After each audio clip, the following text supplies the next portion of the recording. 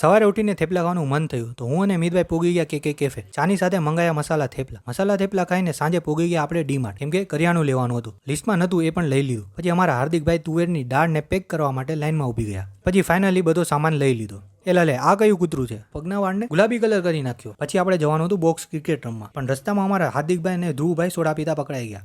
તો આપણે લાભ લઈ લીધો ને મંગાઈ લીધી મસાલા સિંગ સોડા. પછી અમારા મિતભાઈ હર્ષલભાઈ સાથે વિડીયો કોલમાં વાત કરતા હતા, તો આપણે થોડા બાકાચીકી કરી લીધી. પછી આપણે સોડા પીને નીકળી ગયા બોક્સ ક્રિકેટ રમવા. કોઈ ભાઈડું એમ રમવા ચોટી ગયા. પછી ટોસ માટે આપણે એટીએમ કાર્ડને ઉલાડી દીધું. પછી રમવાનું કર્યું ચાલુ.